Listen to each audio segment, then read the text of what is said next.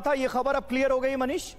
बिल्कुल, देखिए अमेरिकी सेंट्रल कमांड का कहना है कि ईरान की तरफ से यह झूठा प्रोपेगेंडा किया गया था कि 4 बैलिस्टिक मिसाइल से हमने अब्राहम लिंकन को अटैक किया। ठीक है, नेवल कैप्टन श्याम कुमार हमारे साथ मौजूद हैं। श्याम जी, किस तरह से आप देखते हैं, क्योंकि डिप्लॉयमेंट बड़े पैमाने पर की गई थी और यह कहा गया था कि अमेरिका ने अपनी 1/3 नेवल पावर को ईरान की घेराबंदी में लगा दिया है।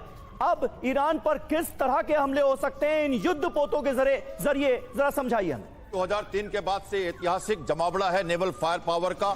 2 एयरक्राफ्ट कैरियर के साथ कभी भी डिप्लॉय नहीं किया अमेरिका ने।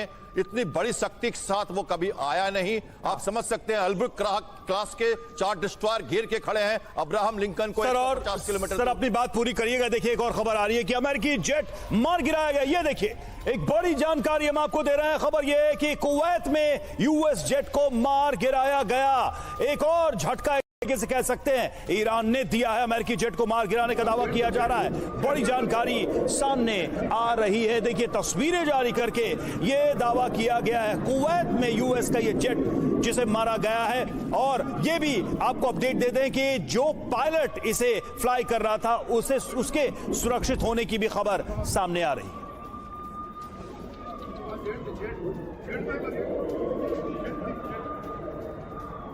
ये इस वक्त की बड़ी खबर है। अमेरिका का बड़ा नुकसान हुआ है, ये जानकारी सामने आ रही है। एक अमेरिकी फाइटर जेट को ईरान ने मार गिराया है, ये बड़ी खबर सामने आ रही है।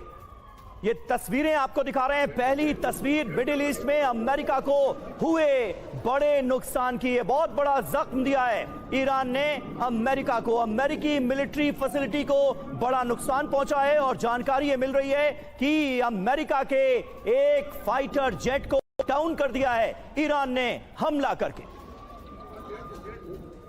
तो फिलहाल ये दावा किया जा रहा है कि ईरान ने एक अमेरिकी जेट को मार गिराया है। ये बड़ी खबर सामने आ रही है। किया जा रहा है बुर्ज अल अरब पर मिसाइल्स को इंटरसेप्ट करने के बाद उसका डेब्री गिर रहा है, उससे कहीं पर आग लग रही है। ये बहुत ही शॉकिंग था देखो। Oh my God. स्पेशली इसलिए क्योंकि कुछ फैमिली मेंबर्स थे मेरे साथ जिनकी फ्लाइट कुछ घंटे बाद की थी और वो अपनी फ्लाइट अनफॉर्चुनेटली नहीं कैच कर पाए। उनकी फ्लाइट कैंसिल हो गई और वो अभी तक दुबई के एयरपोर्ट पर ही फंसे हुए हैं और कोई पता नहीं अब कि कब एयरपोर्ट वापस खुलेगा, आगे क्या होगा। लेकिन इस सब में अच्छी खबर यह है कि यूएई का एयर डिफेंस सिस्टम बहुत स्ट्रांग है। ऑफिशियल सोर्सेज बता रहे हैं कि 137 मिसाइल्स ईरान की तरफ से फेंकी गई थी यूएई पर, जिनमें से 132 को डिस्ट्रॉय कर दिया गया। 209 ड्रोन स्ट्राइक्स अटेम्प्ट की गई थी, लेकिन 195 को इंटरसेप्ट कर लिया गया। तो ज्यादातर जगह जहां पर ये आग लगी वो सिर्फ ड्रोन इंटरसेप्ट करने की वजह से जो डेब्री था मिसाइल का या ड्रोन के टुकड़े वो नीचे गिर रहे थे। अब यहाँ ये सब हो क्यों रहा है, आइए समझते हैं इस पूरी सिचुएशन को थोड़ा डिटेल में इस वीडियो में। अमेरिका और इजराइल ने मिलकर ईरान पर फुल स्केल मिलिट्री अटैक शुरू कर दिया है। ऑपरेशन को नाम दिया है ऑपरेशन एपिक फ्यूरी और ये कोई एक दिन का स्ट्राइक नहीं है। यूएस ऑफिशियल्स कह रहे हैं कि ये कई दिनों तक चलेगा। We are going to destroy their missiles and raise their missile industry to the ground. It will be totally again obliterated. Tehran, Isfahan, Qom, Kermanshah, पूरे ईरान में बॉम्ब्स गिर रहे हैं। सबसे शॉकिंग, ईरान के supreme leader Ayatollah Ali Khamenei के compound पर भी स्ट्राइक्स हुई और अब ये कंफर्म हो चुका है कि वो मारे जा चुके हैं। ये चीज ईरानियन स्टेट टीवी ने खुद कंफर्म की। हजरत आयतुल्लाह उज़्मा सैयद अली हुसैनी खामेनी در راه سربلندی حرم جمهوری اسلامی ایران شهد گوارای شهادت را نوشیدند। ईरान में अब 40 दिन की नेशनल मॉर्निंग और 7 दिन की छुट्टी का ऐलान किया है। खामेनी अपने ऑफिस में थे जब ये स्ट्राइक हुई। इसके साथ साथ उनकी बेटी, उनके दामाद और पोती की भी जान गई है। इसके अलावा ईरान की सेना के कई सारे टॉप कमांडर्स भी एक डिफेंस काउंसिल मीटिंग में मारे गए। ट्रंप ने कहा, the people that make all the decisions, most of them are gone. और तेहरान की सड़कों पर इसका रिएक्शन बटा हुआ रहा। एक तरफ कुछ लोगों ने जश्न मनाया तो दूसरी तरफ कुछ लोग रो रहे थे। जवाब में ईरान ने सिर्फ इजराइल पर ही नहीं बल्कि बल्कि यूएई, कतर, बहरीन, कुवैत सब पर मिसाइल्स दागे हैं। दुबई में धमाके सुनाई दिए। आबू धाबी में एक इंसान की जान गई मिसाइल डेब्री की वजह से। दोहा में यूएस के अल उदैद एयरबेस की तरफ धुआं उठ रहा है। बहरीन में यूएस नेवी के 5th फ्लीट बेस पर तो डायरेक्ट हिट हुआ, जिसका ये बहुत ही शॉकिंग वीडियो भी सामने आया। Even a protein with 99% label accuracy can fail this test.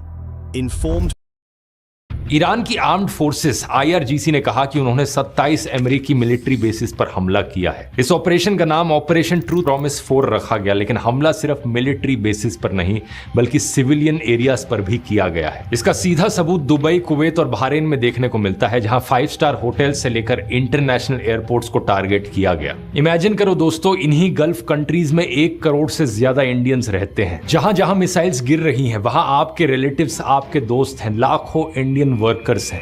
India की एम्बेसी ने एडवाइजरी जारी की है कि इंडियंस अटमोस्ट कॉशन बरतें। इजराइल में भी अकेले 18,000 से ज्यादा इंडियन स्टूडेंट्स हैं। ज्यादातर गल्फ देशों की पूरी एयर स्पेस को क्लोज किया जा चुका है, सारी फ्लाइट्स कैंसिल हो गई हैं। लेकिन अगर ये स्ट्राइक्स फुल स्केल वॉर में बदल गई तो इसका इंपैक्ट और भी बहुत बुरा पड़ेगा। इंडिया अपना 50% से ज्यादा crude oil straight of Hormuz से इंपोर्ट करता है। अभी इंडिया 26 लाख बैरल्स ऑयल हर रोज गल्फ कंट्री से इंपोर्ट करता है। अगर ईरान ने हॉर्मुज को बंद कर दिया तो इंडिया का ऑयल सप्लाई रुक सकता है। रिपोर्ट्स आ रही हैं कि ईरान की फोर्सेस ने स्टेट बंद करने का ऐलान ऑलरेडी कर दिया है। एक्सपर्ट्स इसे इंडिया का नाइटमेयर सिनेरियो कह रहे हैं। सीधा असर होगा कि पेट्रोल डीजल महंगा हो गया, शिपिंग कॉस्ट बढ़ेगी, इन्फ्लेशन बढ़ेगी और रुपये पर और भी दबाव पड़ेगा। और यहां पर टाइमिंग भी देखिए दोस्तों, प्रधानमंत्री मोदी सिर्फ 2 दिन पहले इजराइल से लौटे हैं। 25-26 फरवरी को मोदी इजराइल में थे, नेतन्याहू के साथ डिनर कर रहे थे, उनके पार्लियामेंट नेसेट में स्पीच दे रहे थे। और अब ये देखो, इजराइल डिफेंस ऑफिशियल ने रॉयटर्स को बताया कि यह अटैक हफ्तों पहले ही प्लान हो चुका था। इसी कारण से कांग्रेस के लीडर्स ने सवाल उठाया है कि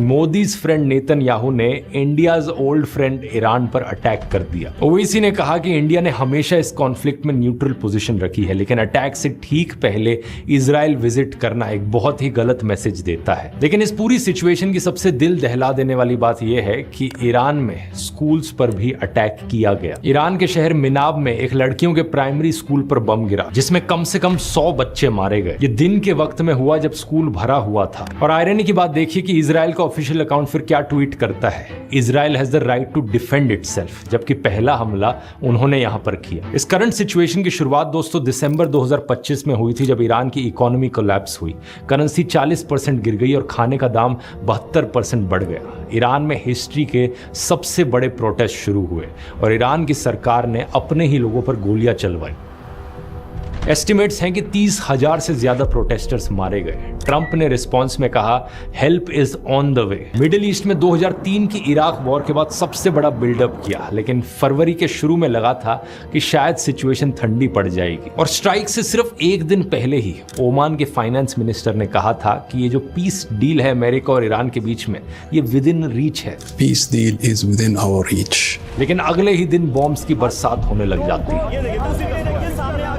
वॉशिंगटन पोस्ट पायलट की है जिसने फाइटर जेट से अपने आप को इजेक्ट कर दिया, क्योंकि ड्रोन ने फाइटर जेट को हिट किया और फाइटर जेट बहुत तेजी से नीचे आ रहा था। जिस पायलट की तस्वीरें हम आपको दिखा रहे थे इजेक्ट करते हुए, यही वो पायलट है जिसकी जान बच गई है। पायलट सेफ है, सुरक्षित है। लेकिन यह खबर अपने आप में बहुत बड़ी है, क्योंकि अमेरिका से इस बात की पुष्टि भी हो गई है कि उसका फाइटर जेट गिरा दिया है। लेकिन जिस अंदाज में इस फाइटर जेट को गिराया गया मनीष, वो बहुत इंपॉर्टेंट हो जाता है। एक छोटे से ड्रोन ने इतने बड़े फाइटर जेट का काम तमाम कर दिया। समीर, ये टर्निंग पॉइंट है। ये इस आधुनिक युग का सबसे बड़ा